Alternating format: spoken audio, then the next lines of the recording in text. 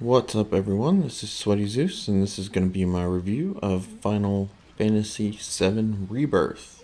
I am an old man and played Final Fantasy VII back when I was in middle school, believe it or not. And yeah, I played Final Fantasy Remake 2020, thought it was okay, didn't love it, thought it was a little linear. Midgar was probably my least favorite part of the original game. And yeah, anyways, I'll have in the description how I rank the game, basically my rating system that I used. But yeah, let's go ahead and get into it. I won't waste any more of your time. Hope to see you around. Yeah.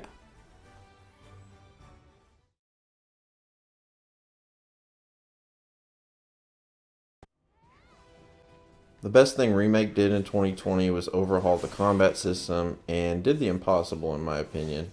It gave everyone a little bit of what they wanted. It had the slow, methodical, strategic combat similar to the turn based of the original, or fast paced, timing, and skill based combat. You got to choose. I was thankful Rebirth stuck with this system, and it only polished and added to it with two huge additions. The first addition, Synergy Skills, gives you unlimited use abilities. Examples are dodge, counters, buffs, ranged attacks, or the ability to help a character maneuver the battlefield who may have trouble doing so normally. Each character has 4 of their own that you need to learn. They'll help round out weaknesses some characters have, with help from their ally. One example is you can launch ground-planted characters like Tifa into the air, where she can attack flying foes, a real weakness she had back in the last game. Or another example is Aerith, who is essentially a support or glass cannon archetype, where she's defended by Barret, who steps in and takes damage for which he blocks and takes minimal damage. But she normally has trouble avoiding attacks and really gets hit hard and doesn't have a ton of health. So they're good options to help round out characters. Cloud has a couple where you can buff his sword with physical or elemental magic based on who you call upon. The other addition, Synergy Abilities, which are available after 2 characters build synergy during a fight to a certain point. These are essentially massive attacks unique to 2 characters that are flashy and extremely powerful. Juggling all these things while in combat is definitely daunting at first, but by the time you finish the second open world region, you'll feel like an unstoppable force, even though you will still be tested quite a bit. As far as the time spent between battles, the exploration and story work together wonderfully to keep you from ever feeling bored or wanting a break. You could easily lose hours and hours in this. There's so much to do. I regularly had to return to areas to complete objectives, and every time I found more and more to do. The mini-games may be the best in a game yet. Queen's Blood, the card game, Fort Condor, a board game type turn-based thing. There's even a paintball arena style melee box breaking time trial game. These are just a few examples of the 2 dozen or so I felt like I saw along the way when writing this. It's all so varied and every bit of it was fun, in my opinion. And surprisingly, it can be difficult at times. Seems like a new benchmark being set for games as far as side content and mini games. Just the card game alone was Witcher 3 levels good.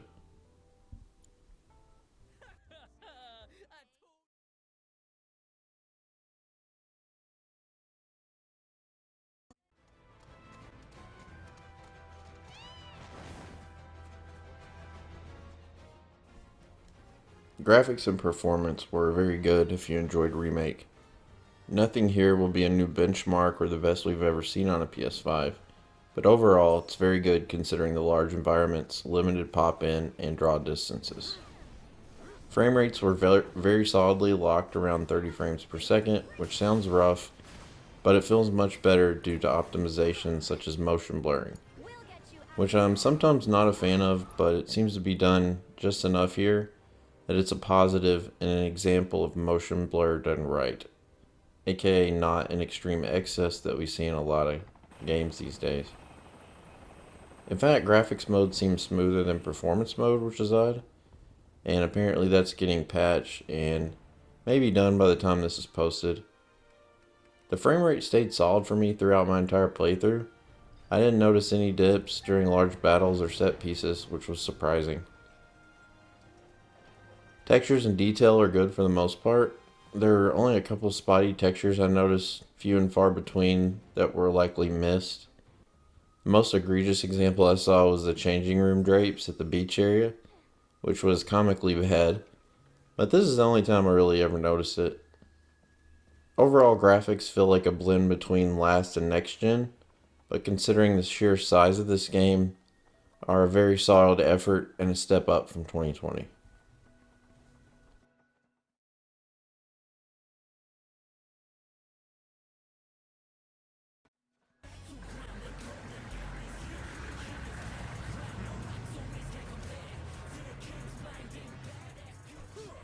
Next up are story and lore. This is Final Fantasy VII, one of the best stories ever told in gaming, if a bit goofy at times.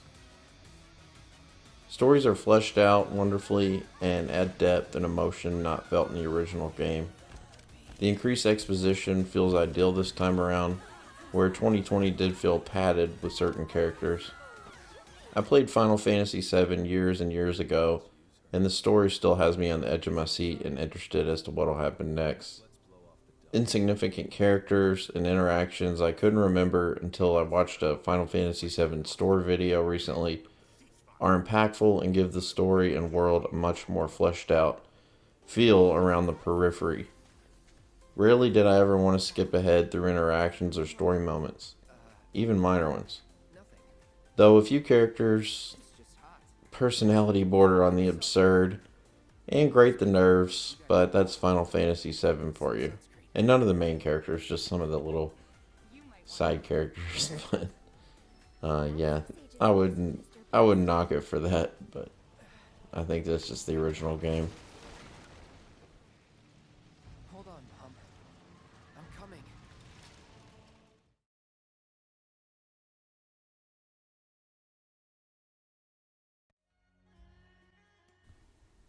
In order to keep this from getting too long, I'll be short here.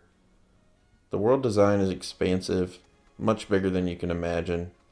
It's like Elden Ring big. All well designed and deliberate, nothing feels copy-paste. Each region has its own personality, flora, fauna, peoples and structures, even transportation. Gone are the long, thin hallways of 2020's Remake and the endless sewer levels that just seem to never end. Every place we explored here was new and interesting and fun. Lots of traversal options and new things added along the way. None of it ever felt stale or repetitive, which to me was a huge improvement from the 2020 remake. So definitely high marks here as well.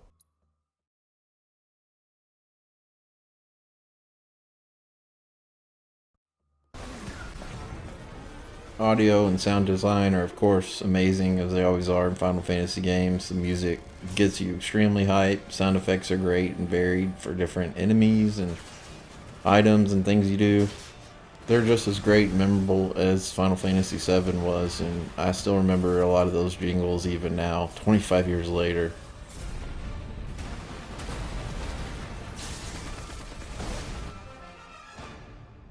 I'm waiting, Cloud.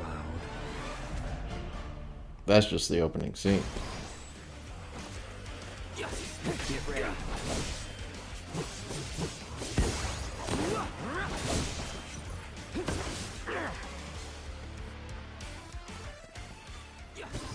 The music here is extremely varied. You've got everything from metal songs when you're going through a time trial, trying to break boxes, to like a chocobo rap style song. I don't know how else to describe it. I was cracking up when I was first streaming this.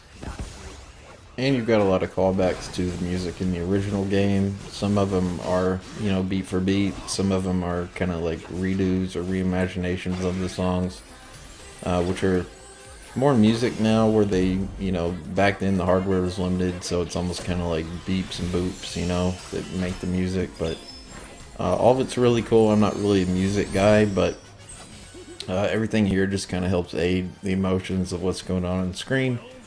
Help you feel sad when you should, excited when you should, and so on. Nothing distracts. All it does is aid in what's going on, and that's really all you can ask for.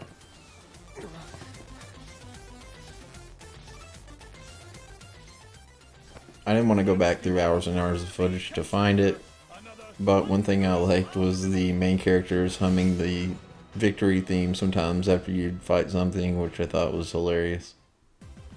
Is that it?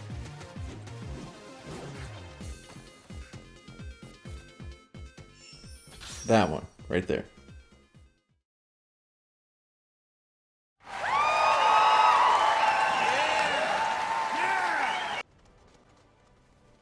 I will admit, with Final Fantasy VII being one of the first RPGs I played back in 8th grade, the amount of time I spent in this world, the memories and nostalgia associated, it is one of my most memorable gaming experiences. I am sure I may be slightly biased with this considered, but even with all that, I was a little dissatisfied with Remake in 2020, though I mostly enjoyed it. Most of that was due to my least favorite and the most linear part of Final Fantasy VII being the focus of that game. Midgar was such a small part of the original game, I was just disappointed we never got to journey into the open world. This was the most memorable part of the original game. Stumbling out of Midgar and seeing I was on an actual sphere with dozens of towns and dungeons to explore. And the excitement hit me like a truck when we first get access to the airship back in that game and I saw the world was even bigger than I thought. How do we look?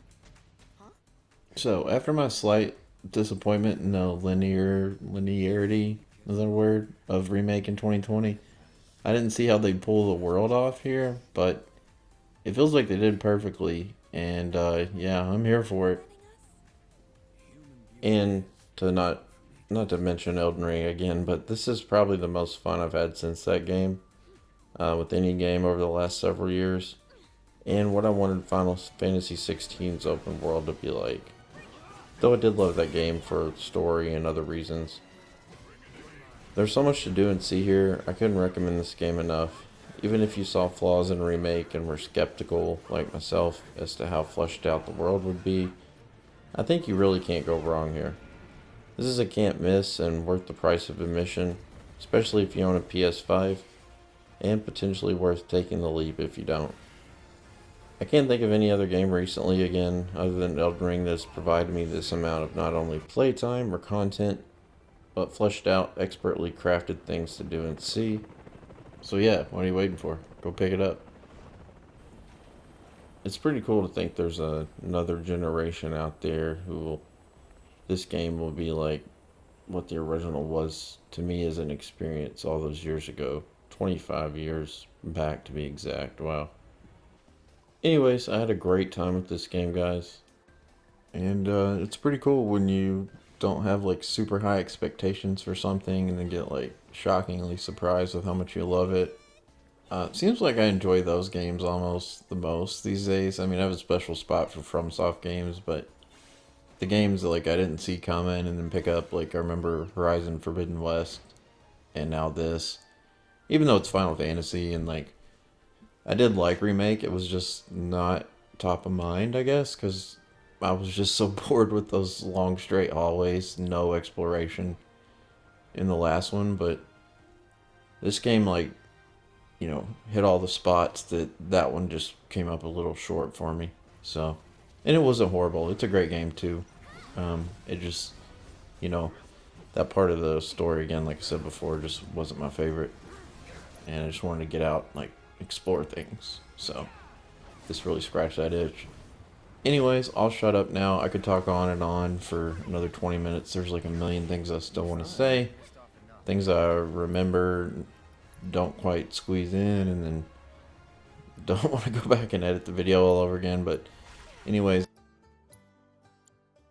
also I had talked about streaming this game on some other streams. Unfortunately, I wasn't able to, just with everything going on in my personal life right now. I won't go into detail, but yeah, taking care of a family member, and we'll continue to stream going forward. It's just this game's so big. I didn't have the time to work it in, especially Dragon's Dogma 2 coming out later this month. And, you know, just a little stressful with everything going on. But yeah, it gave me the opportunity to enjoy it. I'm glad I was able to make the review.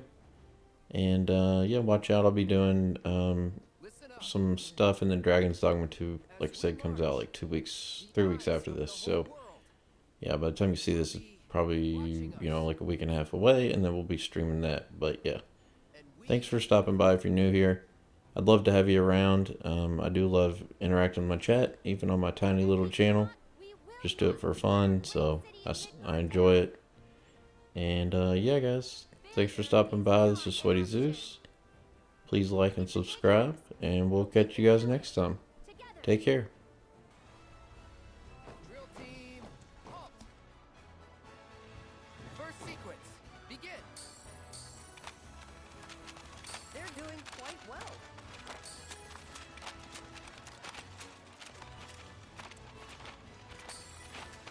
That practice is paying off.